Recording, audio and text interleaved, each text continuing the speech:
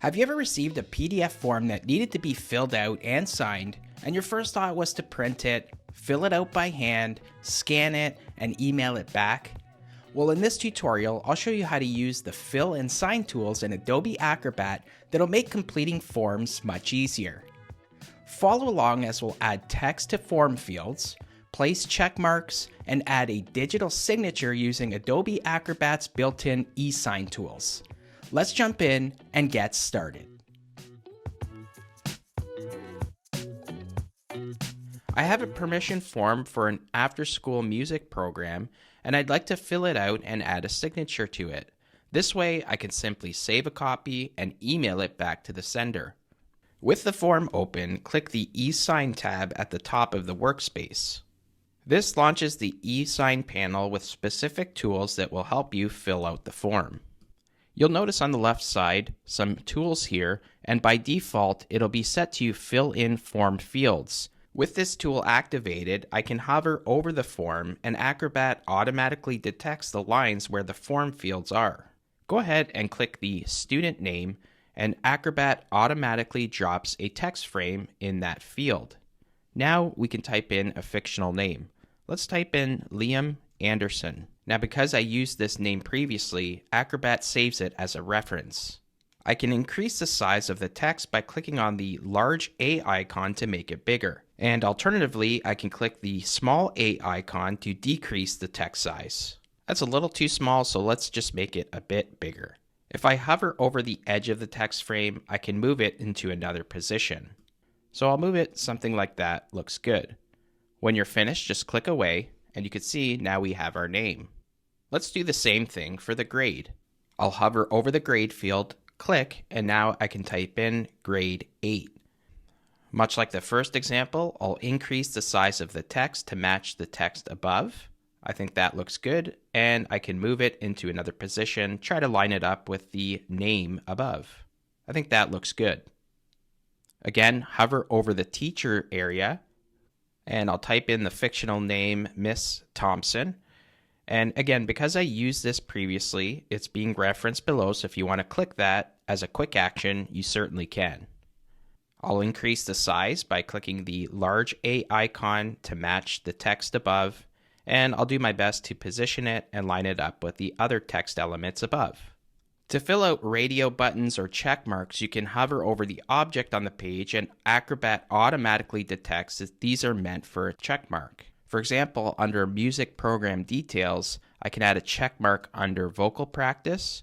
Again, if I want to increase the size, just click the larger A to make it bigger, and I can also move it into position like so. I could do the same thing for guitar.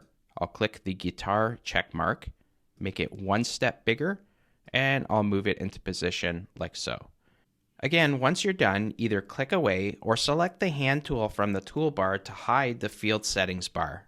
Let's do the same with the preferred day section. With the fill form tool selected, hover over the preferred day option you want to choose and click to add the check mark. Much like the other instances, I'll increase the size and use the move tool to position it into place. And you can click the hand tool from the toolbar to hide the field settings bar. Next, let's focus on how to add an e-signature. There are different types of e-signatures in Acrobat. From the e-sign panel, let's go ahead and click Add Signature. Now, by default, it'll add your typed signature, and this is just a preset signature font that Acrobat chooses for you. If you choose this version, again, it allows you just to type your name, just like so. And you can also change the style by clicking the Change Style drop-down here. You have a few options. I think the best one, if you're going to use this version, is the last one, as it looks more like a script font. If you want your signature to be a little more personalized, click the Draw option, and then with the stylus pen or digital pencil, write your signature. It might be a little tricky if you're using a mouse, much like I am here. So I do recommend using a stylus or a digital pencil.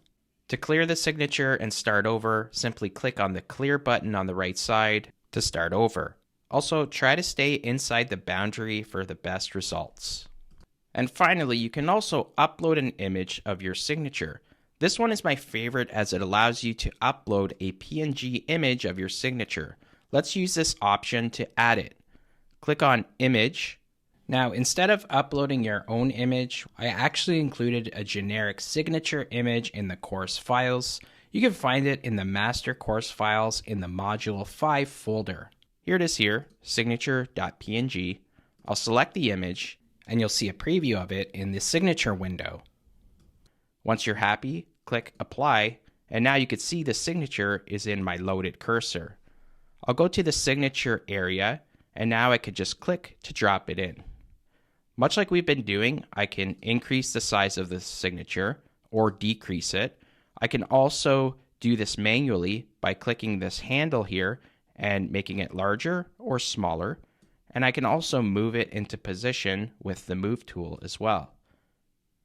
And you can see if I click away, the signature is saved in the left side e-sign panel. This way, if I need it again, I'll just click it and I can use it again whenever I need it. And that's how simple it is to fill out and sign a PDF form using Adobe Acrobat's built-in e-sign tools.